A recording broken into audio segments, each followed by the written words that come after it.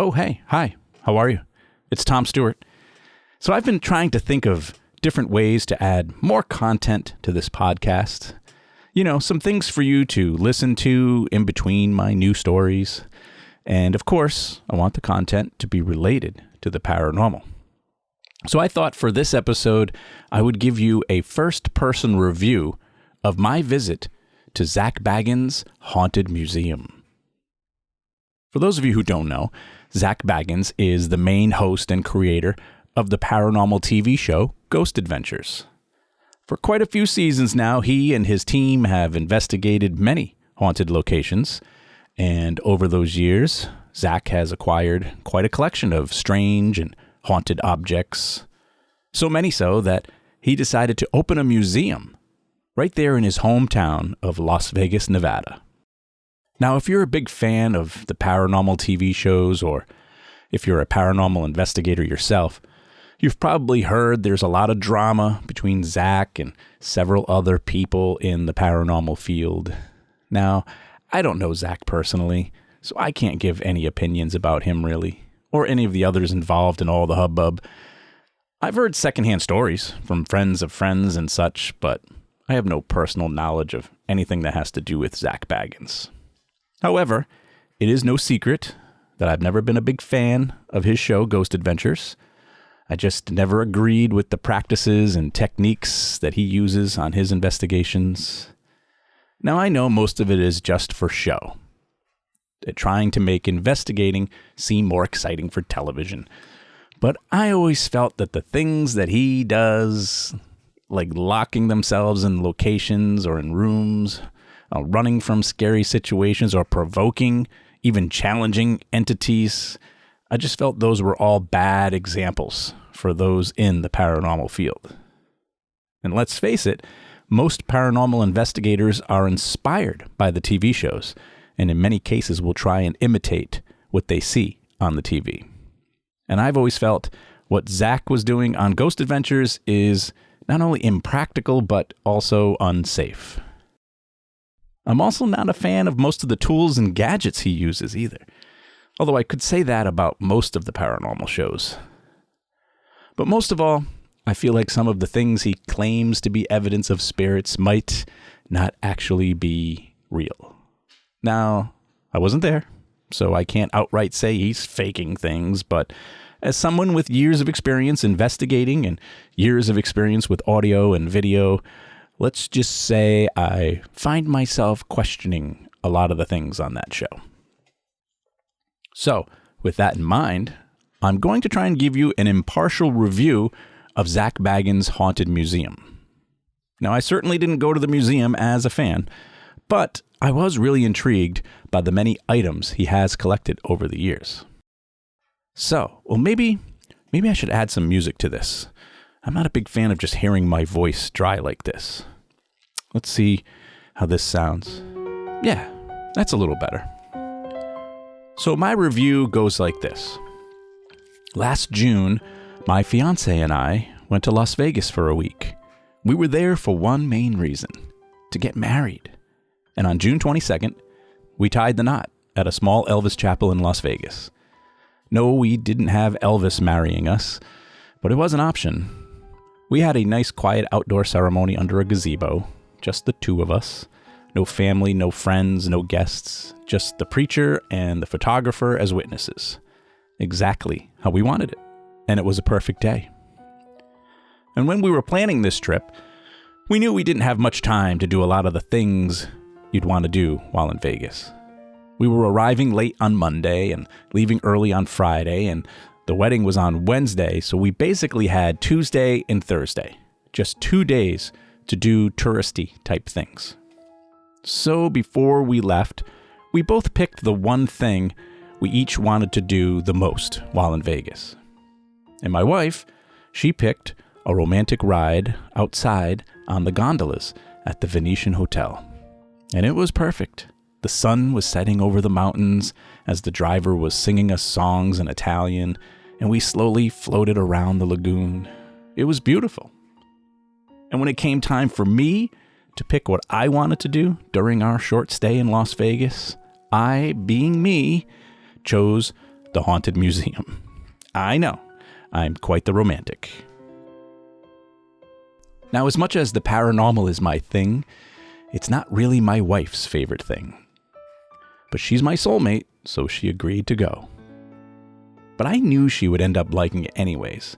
She is a fan of scary movies, and she loves true crime. And I knew from what I had read on the internet that the museum had a lot of both. But she thought initially it was going to be more like a haunted house, where things jump out at you and stuff. And for the most part, it's not like that.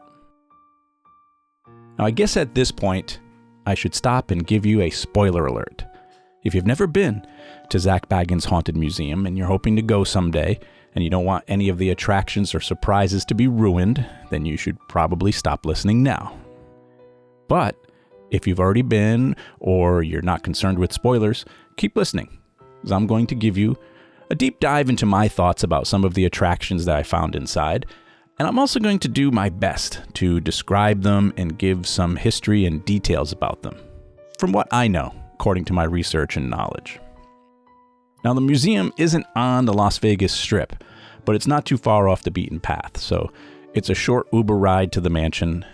And yes, it's basically an old Vegas mansion with a small parking lot. Some important things to know before you go. First of all, it isn't for kids. In fact, I think they have like a 14-year-old age limit. But honestly, that even might be a little too young. There are some horrific and graphic items and themes in the museum that you might not want to expose your kids to. Although, with all the things they see in video games and on television these days, they're probably used to it. When it comes to getting tickets, definitely buy them in advance on the internet. And I believe they're a little cheaper that way too. But if you don't, you'll be waiting in a standby line to buy tickets at the door. And for what I'm told, it's usually a long wait. Actually, you'll be waiting in a line either way, but it'll definitely be faster if you have a reservation. Now, there are two different kinds of tickets you can buy. The regular general admission ticket, and of course, a VIP ticket, or as they call it, the RIP ticket. I'm not going to call it that. The VIP tickets are like $20 or $30 more. And a lot of people told me I should get them, but I decided not to. You do, however, get a laminated pass and lanyard to wear during the tour, and then they give you a free souvenir t-shirt at the end, which is probably worth that extra money. And you also get to go into special rooms and areas on the tour that are VIP only. But I went with the regular ticket. But a few people in my tour group had VIP passes. And I honestly got to say, I don't feel like it added to the experience. Some of the rooms we visited, maybe like 5 or 6 of them, had separate doors where the VIP guests could go in and see a few extra attractions that we didn't get to see. And the rest of us would have to wait for them or meet them on the other side or something. And it was kind of awkward in a way. Made the tour feel longer too. I asked a couple of them what they saw and if they thought it was worth it, and every single one of them said, So I never felt like I was missing out on anything by not getting the VIP ticket, except maybe the free t-shirt, which honestly, I probably wouldn't have worn anyways. If you want to see some cool paranormal t-shirts, check out my friends at paraboxmonthly.com. There's an affiliate link and pictures on my website for them. And yes, that's a free plug. Now, speaking of long, the tour is long, like almost 3 hours long. And that doesn't count the time you'll be waiting outside. They can only fit a few tour groups inside at a time, so there's a couple of queues outside, some of which is under a canopy with misters. But a lot of it is uncovered, so you'll be standing in the Las Vegas desert heat for a time. So keep that in mind. There are a lot of rooms in the museum, like 30 or more, I'd say, and lots of stuff in each room that you'll want to take time to look at. And a few things you'll want to look at quickly and then walk away. They also don't allow food or drinks inside. So that's a long time to go without water in the desert. So don't go right before lunch or dinner because you'll be starving by the end. They will give you a quick water fountain, and bathroom break about halfway through the tour. And of course, the tour ends in the souvenir shop where you'll be dying to buy a water and some candy. Now, before I get to the actual haunted attractions that I know you're dying to hear about, let me just elaborate a little bit more about the start of the tour. Once you actually get inside, you'll be gathered into a small room in the lobby with your group and your guide. There's a small ticket window where you check in with your reservation, and then you are subjected to a lot of psychological warfare. They really try to mess with your head before going in. The room is tiny, and you're all crammed in there together. There are no windows, and the walls are filled with spooky artifacts like creepy dolls and clown heads. And there are warning signs about the spirits within. And they give you a little speech about safety and the history of the mansion and how it's supposedly haunted. And there are video monitors playing stories of people talking about how scared they were and footage of people passing out and needing an ambulance, stuff like that. So it's a real mindfuck, if you'll pardon my language. They also make you sign a waiver that says that they aren't responsible for any of the free-roaming spirits or cursed objects and what they do during your visit or if they follow you home. And they also don't allow any pictures or videos, so unfortunately, I couldn't document my experience. Now, I also wouldn't be surprised if they use other mind tricks and schemes to make the tour seem more frightening. Many of the rooms are small, some of the floors and ceilings are slanted, there's different lighting and sounds and smells and temperature changes, and who knows what other things they're doing subconsciously and subliminally to throw our bodies off and make us feel off balance, just so that everything's a little more creepy. Now, as the tour finally starts, you're guided into the first room. And now keep in mind, this is a guided tour. You don't get to just roam freely on your own. And the first room is filled with antique fortune teller machines. The kind you would see at carnivals or on boardwalks. You put a coin in the slot and the doll inside lights up and moves around all creepy-like, and eventually it spits out a ticket with your fortune on it. Sort of like in the movie Big. Well, as the guide tells us, Zach Bagans has an obsession with these machines, and this is part of his collection. But his prized possession is a fortune teller machine made to his likeness. And the guide asked if anyone would like to put $1 in the Zach machine and see what their fortune is. And nobody was volunteering, so me, being the big, brave, paranormal guy that I am, I stepped up. The machine did its thing in Zach's recorded voice, and it spit out my fortune, basically a $1 souvenir. Like he needs any more money. This, however, would only be the beginning of what was to become the Zach Bagans show. The entire museum is basically about Zach. The tour guide doesn't do much speaking. Most of the stories and descriptions at each attraction are done by Zach himself on pre-recorded videos and audio throughout the museum. So if you're a Zach Bagans fan, you're going to love this. If you're not, well, it might get tired real fast. Now, like I said, it's a long tour. So for the sake of time, I'm going to talk about just a handful of the rooms and oddities that I found to be most interesting and some of the ones I didn't. I think one of my favorite attractions, for some reason, was the Kevorkian Death Van. This is the actual 1969 Volkswagen van that Dr. Jack Kevorkian used to drive to people's homes to help them commit suicide.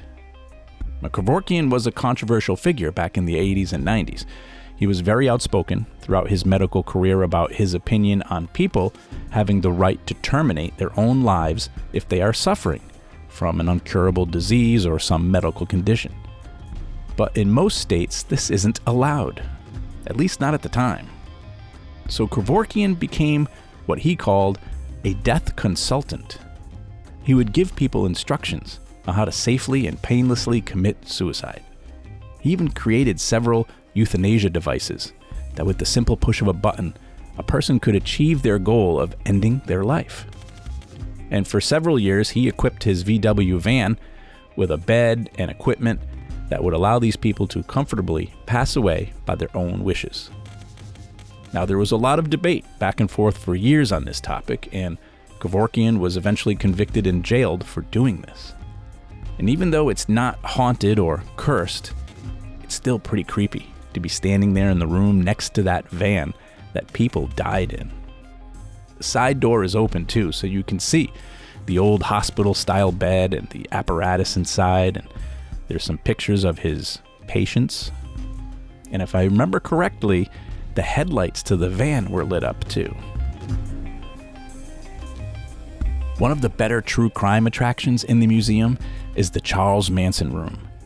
And keep in mind, there are a lot more true crime attractions than there are haunted ones. And this one stood out to me. Charles Manson was a cult leader who convinced his followers to commit several brutal murders in the late 60s and early 70s. And he was convicted of first-degree murder and conspiracy to commit murder, and was sent to jail on a life sentence. And this Charles Manson room is a replica of Manson's jail cell, filled with real-life artifacts from his jail life and death.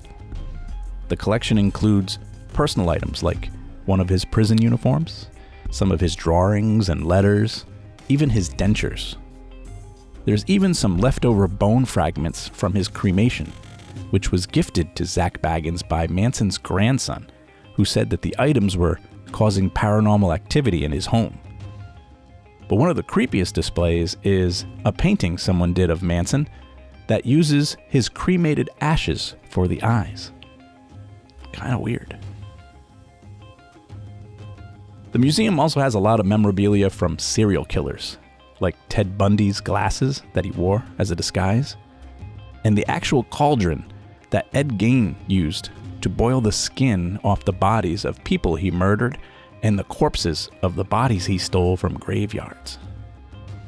But the most nauseating room was the one that featured items from a serial killer who used to kidnap and torture young men and boys to death. The display has the actual bed and sheets with blood and bodily fluids still on them. It's very disturbing. Now, one of my least favorite sections of the museum was a room full of items that belonged to celebrities who died tragically. For instance, there's a piece of axle from James Dean's car that he crashed and died in. It's a car that was rumored to have been cursed. There's also outfits worn by celebrities who have committed suicide over the years, like Robin Williams, for instance. And there's even a photo of Chris Farley's corpse, among other disturbing celebrity relics.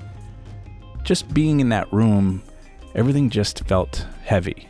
Like it was just a sad and just emotionally heavy room. Now let's get to some of the more paranormal-leaning displays. The first would be the Devil's Rocking Chair.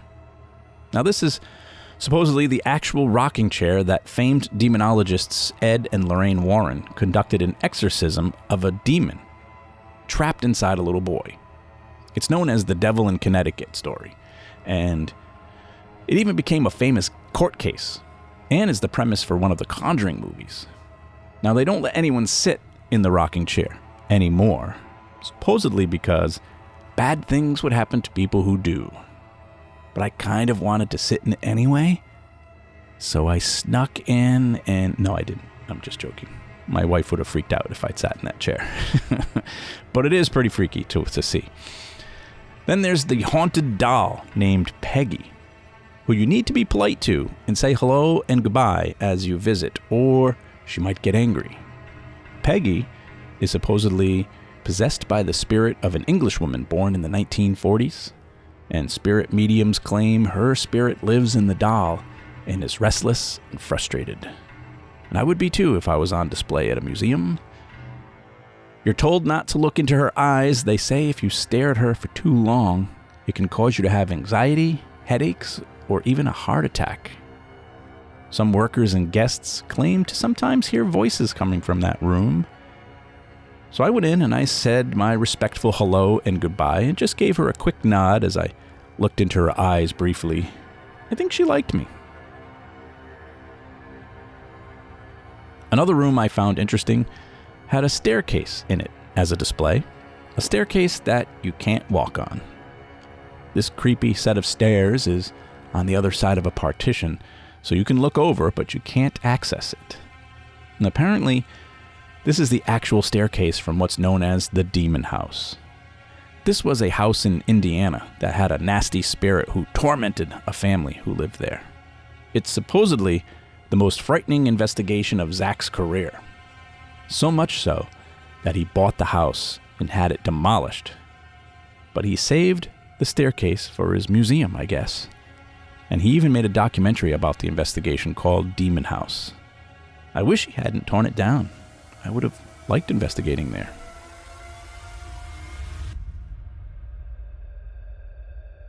I suppose the most prized possession of the museum, if you'll excuse the pun, is the infamous Dybbuk box. The Dybbuk box is a small wooden cabinet with 2 doors and a small drawer. It is supposedly possessed by an evil spirit, and it can haunt or curse anyone who opens it. There's a famous recent story of how Zach Bagans let musician Post Malone go into the attraction and open the box. And within days, a series of unfortunate events occurred, including Malone having a medical episode while performing on stage and his private plane almost crashing. And of course, they make it a point to show you this video as you enter the room where the Dybbuk box is. So the hype over this box is pretty intense. And some of the people in my group actually chose not to go in. I, of course, could not wait. The museum has taken many precautions to make sure no one can make contact with the box. It's displayed on top of a pedestal with a ring of salt around it. And that is all contained inside a thick glass case. And then around the pedestal is a small barrier that keeps you just out of reach from the box. And you can walk all the way around it in a circle and see it from all angles, but you can't touch it. So I slowly walked around, and I checked out all the details of the wood, and even noticed some marks in the salt, like someone's fingers had touched it.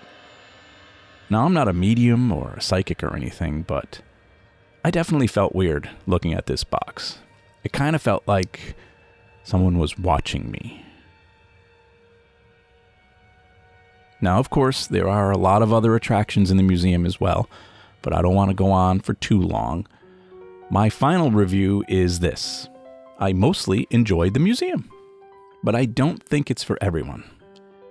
You definitely get your money's worth, but if I had any complaints, it would be that it's a little too long and that calling it a haunted museum is a little misleading. It's more true crime than haunted, really. But if you're into both of those things, then it's a win. My final critique would be, there's way too much Zach on this tour. But that should be expected, I guess. Check out the blog section of my website to see some stock photos that I stole from Google of the museum and some of the attractions. Just go to my website, myparanormalstory.com. Remember to subscribe to this podcast, please, so you don't miss out on any new episodes. And if you don't mind, a positive review and 5 stars would help me out a lot. If you have a podcast and you'd like to have me as a guest, or if you have any questions or comments, or if you have a paranormal story you'd like to share with me, you can email me at myparanormalstorypodcast@gmail.com. Thanks for listening. I'm Tom Stewart, and this is My Paranormal Story.